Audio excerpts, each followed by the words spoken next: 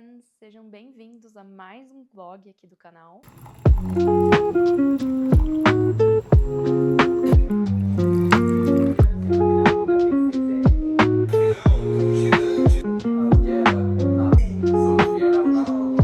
Hoje é quarta-feira e eu só consegui começar a gravar hoje, porque tanto a minha segunda quanto a minha terça foram muito caóticas.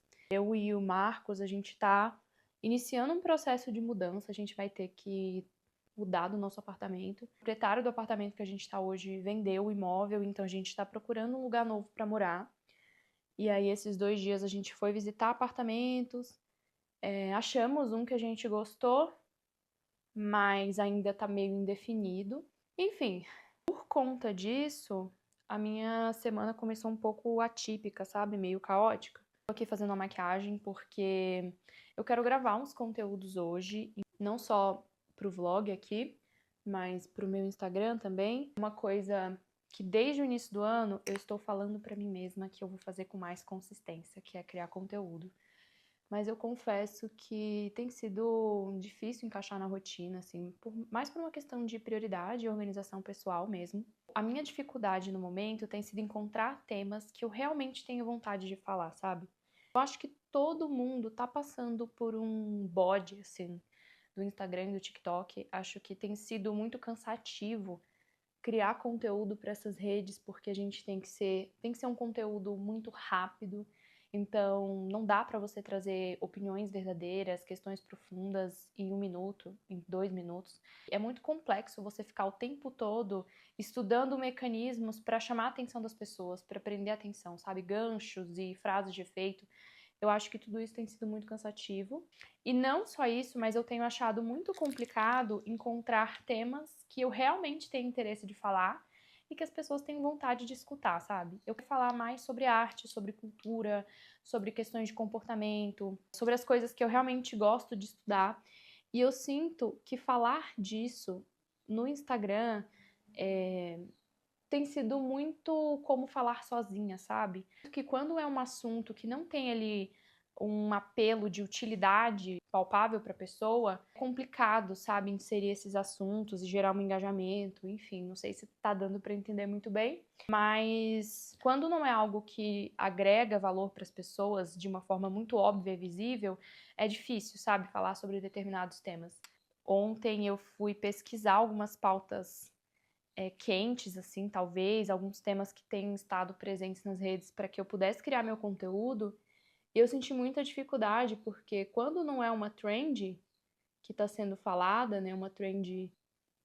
Vou falar um termo aqui, não que eu julgue que o entretenimento é fútil, mas geralmente as trends, elas são modalidades muito bobinhas, assim, né, de você introduzir determinado tema. E aí, quando não era algo nesse sentido, eram assuntos mais relacionados ao universo feminino no sentido de moda, beleza, que eu amo, mas que não é especificamente meu nicho, sabe? Eu quero muito falar de coisas um pouco mais inteligentes, talvez, e menos óbvias, assim. E eu tenho sentido uma certa dificuldade. Enfim, inclusive se vocês tiverem umas sugestões de temas, de assuntos que seriam legais a gente trabalhar aqui no YouTube, né, no meio do vlog, ou alguns temas que seriam legais levar para o Instagram, deixa o seu comentário que eu vou amar ler. Eu acho que essa superficialidade das redes sociais tem feito muito esse movimento, né? Eu tenho visto vários criadores que estão deixando de criar conteúdos rápidos para focar aqui no YouTube, porque aqui a gente consegue trabalhar com conteúdos mais profundos e falar algo com mais profundidade, com mais responsabilidade e trazer mais informação mesmo para as pessoas, sabe? Um movimento de contrafluxo que eu acho bem legal. E eu acho que todo mundo, na verdade, tem que começar a entender o papel de um conteúdo mais longo e mais profundo. A gente tem que começar a ter um filtro maior sobre aquilo que a gente consome, porque isso impacta diretamente no nosso repertório pessoal, né? Priorizar esses conteúdos mais longos, como vídeo de YouTube, podcasts, newsletters, eu acho que é uma ótima estratégia para a gente evitar o brain rot. Cara, acabei de fazer uma cagada, gente. Eu quebrei essa sombra aqui em cima da minha cama. Ai, que ódio. Meu lençol tava limpinho. E aí, fez uma caca. Vou tentar resolver.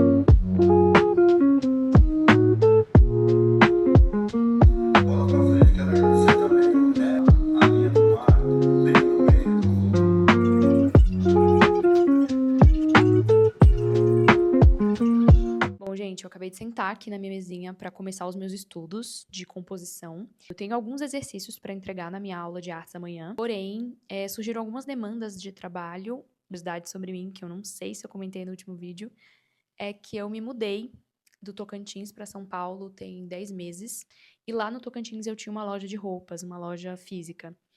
E eu mantive a loja durante esse período, porém, no último mês, eu decidi fechar a loja para reestruturar o negócio e criar algo mais alinhado com a minha carreira artística, que é o meu sonho.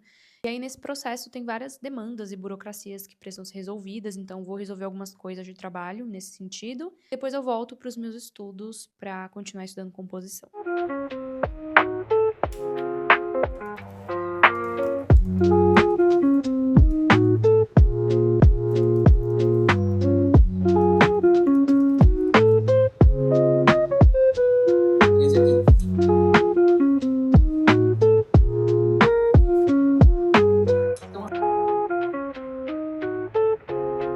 Ou horizontal. Na horizontal a gente pode colocar ali essas interseções também a gente costuma colocar.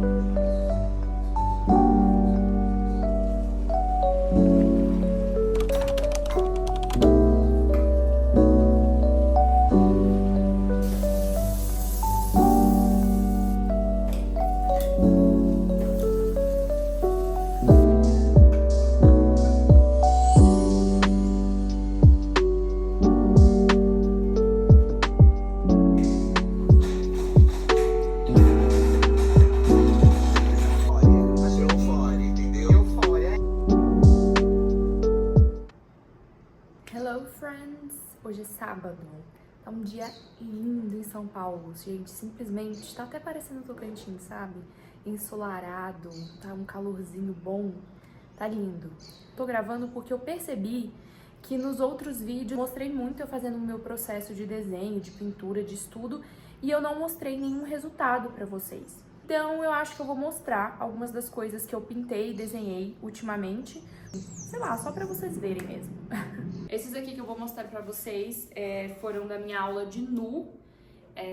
No final do semestre passado, a gente teve algumas sessões de modelo vivo, de nu humano. E era uma criação livre, a ideia era a gente conseguir enxergar o corpo e reproduzir essas formas.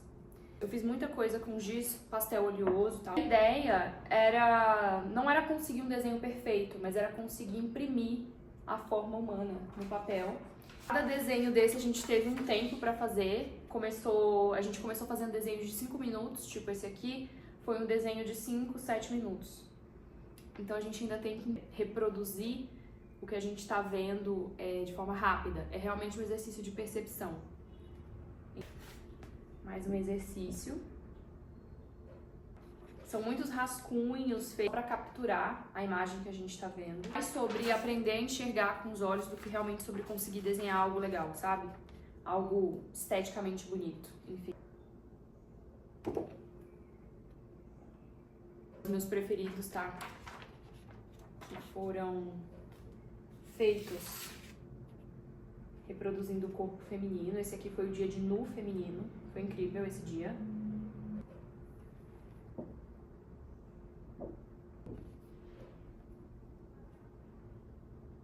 Vou mostrar alguns que eu fiz esse semestre já. Começou a estudar composição esse semestre, que é a forma como a gente organiza as coisas na obra, né? O primeiro exercício que a gente teve que desenvolver era criar composições com uma caixinha de fósforo. A gente levou a caixinha de fósforo para a sala de aula, fotografou, criou ali algumas coisas e depois a gente reproduziu. E fazendo os desenhos, depois eu fiz uma pintura no papel, vou mostrar também. E o exercício era fazer cada composição em um tamanho diferente, bem pequenininhos. Depois a gente ir para tamanhos maiores, incluir. Esses aqui eu fiz com grafite e lápis de cor mesmo. E esse foi o meu A3. Fez pintura, já pintura acrílica. Aí também não tá finalizado, eu ainda tenho que acrescentar luz, sombra, detalhes. Também a gente levou os objetos, tirou fotos e fez a partir disso. Um rolê completamente diferente, eu tenho um amigo cerimonialista de casamentos e eu já fiz algumas pinturas ao vivo em eventos, assim, live painting, né? E ontem eu tava estudando algumas pinturas, assim, de cerimônias de casamento pra poder fotografar, mandar pra ele e a gente poder fechar alguns serviços nesse sentido. Então, essas não estão finalizadas. Eu comecei ontem, quero finalizar essa semana. Eu também pintei no tecido de tela, né, mais fora do chassi. Estão inacabadas ainda, isso é só uma pintura de base, são estudos mesmo. Eu achei legal mostrar essas pinturas, esses desenhos pra vocês, porque a gente não tem muita noção de como é que se estuda a arte, né? A verdade é que quando a gente está estudando arte, desenvolvendo um trabalho artístico, a gente precisa sempre pensar em processo. As coisas nunca estão terminadas, sabe? As coisas nunca estão prontas de fato, 100%. E como que a gente estuda a arte? A gente estuda o nosso olhar, a nossa percepção, e a gente estuda através da experimentação, do teste, do fazer e errar. Esse é o processo de estudo da arte. E uma coisa que acrescenta muito em quem quer estudar desenho, pintura, em quem quer construir uma pesquisa própria na arte, é estudar outros artistas, entender os conceitos, as poéticas, as discussões que eles trazem, mas principalmente entender os processos. Desenvolver o hábito de criar os próprios processos de criação e de estudar os processos em si.